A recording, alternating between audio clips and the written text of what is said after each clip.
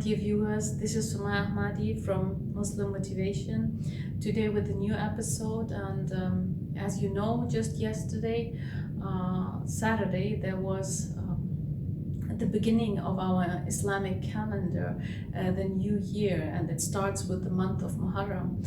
So there was a historical horrible incident which happened during the month of Muharram, and it is related to the grandson of our Holy Prophet Muhammad sallallahu alaihi wasallam. And this story is the tragedy of Karbala. I want to talk about how come that only 50 years after our Holy Prophet dies, and our Holy Prophet was and is mentioned in the Quran that he came as a mercy for mankind.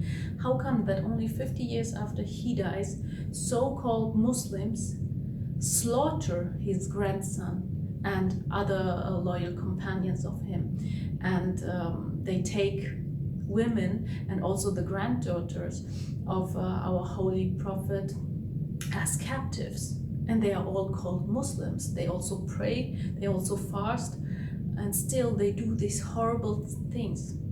So the story is actually about Yazid.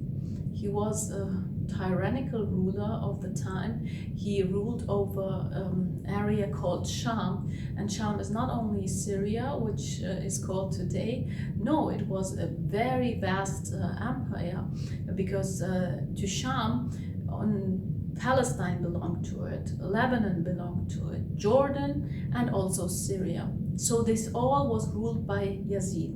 And who was Yazid? Yazid was the son of Muawiyah, and he was the grandson of Abu Sufyan. Can you remember Abu Sufyan? He was the strongest enemy that our Holy Prophet had. He fought against him until the end, until our Holy Prophet conquered Mecca again. And his grandmother, Hind, was literally a cannibal. What do I mean?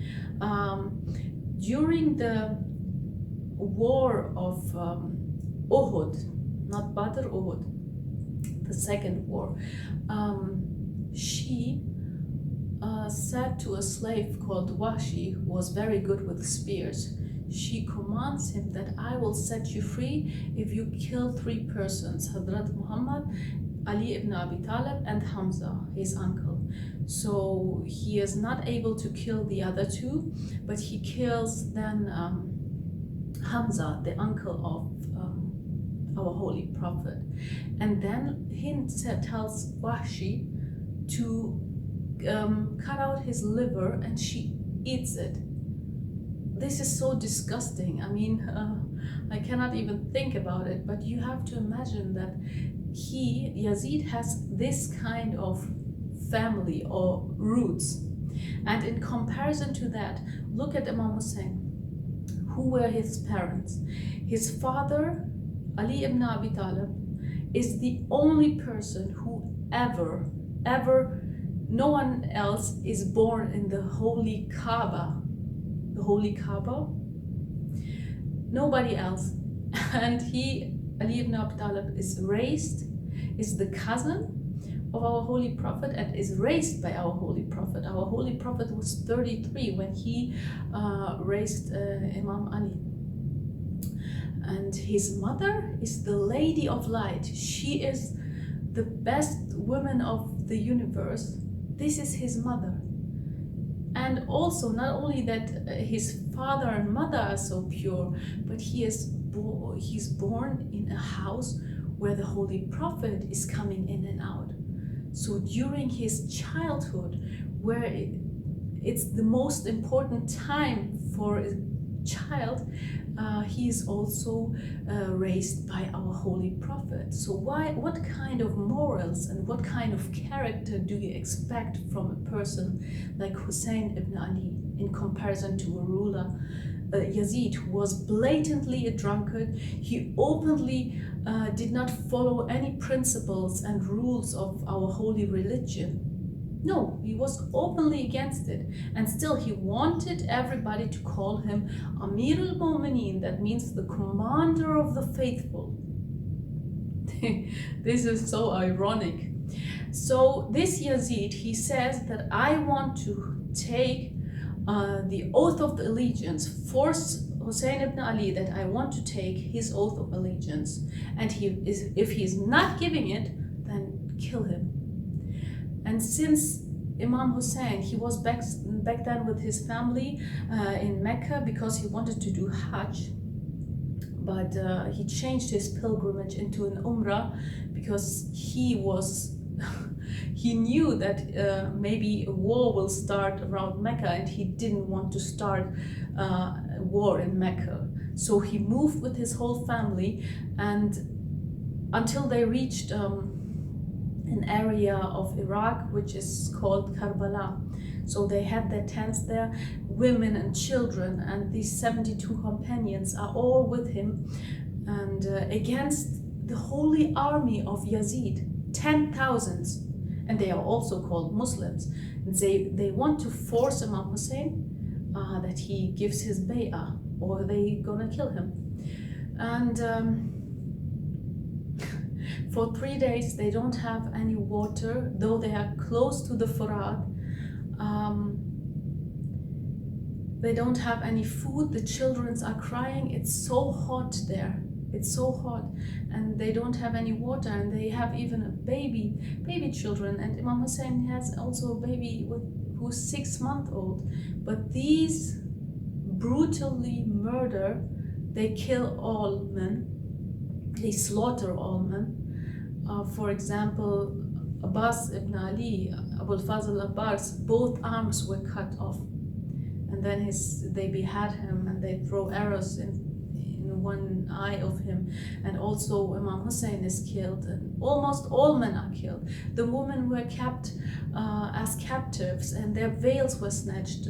Children, small children, their earrings, which were of gold, they were all snatched from their ears. The 6-month-old baby was also killed. And it's so tragic. I don't know what to say, but this is our history, that Muslims killed Muslims. And though somebody like him was called Amir al-Mu'mineen. And how come that the grandson of the mercy of mankind is killed so brutally? Yet what can we learn of all of this? How can we apply it into our own lives?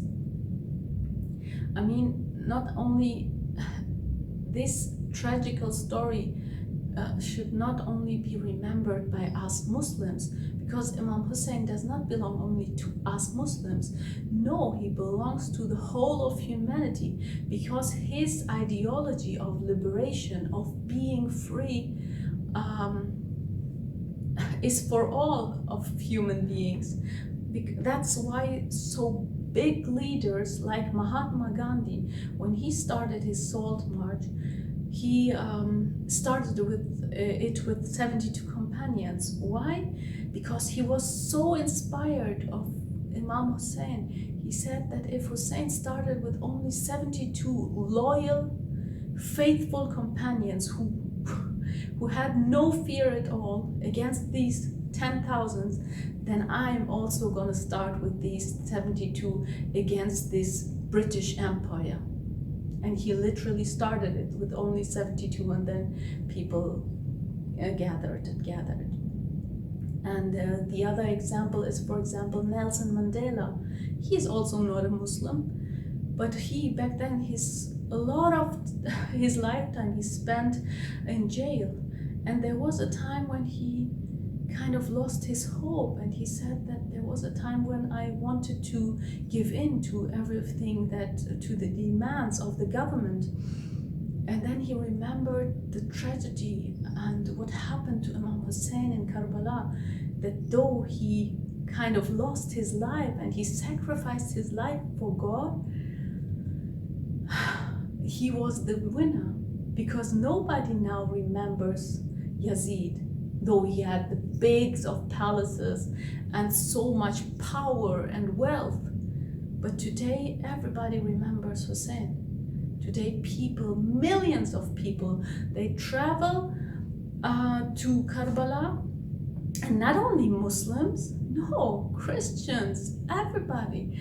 They travel, especially in a few weeks, they're going to be this Al-Bain march. It's called the 40th.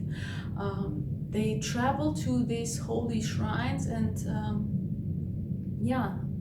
give their salams to Imam Hussein and just remember his big sacrifice, because Imam Hussein said that I only want to revive the sunnah of the Holy Prophet, the real sunnah of the Holy Prophet and of my father Ali ibn Abi Talib. Why? Because somebody like Yazid, and look at the roots of somebody like Yazid, he cannot be the real ruler or caliph of an Islamic empire. So he said, no, I'm going to stand against this oppression. I'm going to stand against this injustice. And this is what he does. So what are the three things we can learn about here? First, as Imam Hussein, his ideology was be free. Be free in this world. And because God created us free, God says, La ikraha fid din. That means there is no force, nothing. You cannot, there is no compulsion in religion. And the second thing is, do not oppress, but don't let anybody else to oppress you. This is so important. You don't have to be tyrannical, but you don't have to let somebody else to be a tyrant. And the third thing is that you have to raise your voice.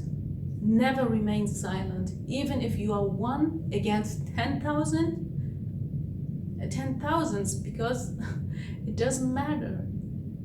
Don't be afraid. You just have, if you remain silent, this is what happens then. Injustice happens then. Somebody has to raise their voice. And have it not been for Zainab, the granddaughter of our Holy Prophet, the daughter of Ali and Hazrat Fatima, nobody would know the tragedy and incident of Karbala.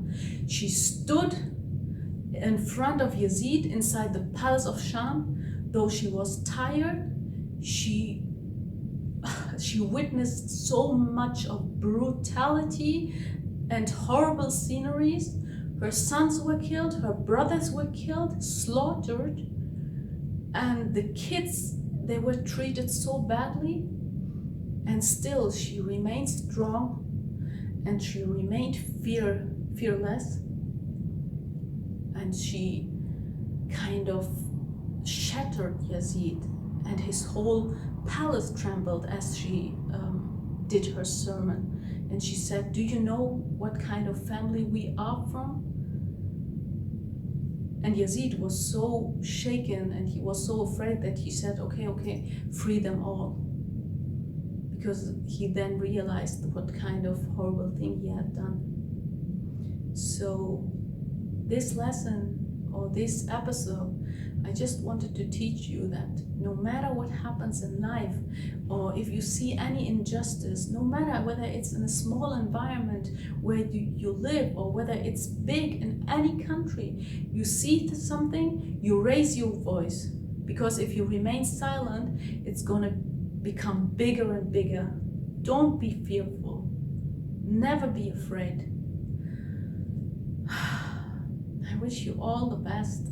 May God bless you all, and I hope that you learn from this ideology of Imam Hussein, of Hussein ibn Ali, the grandson of our Holy Prophet, that never believe somebody who just says, I am a Muslim.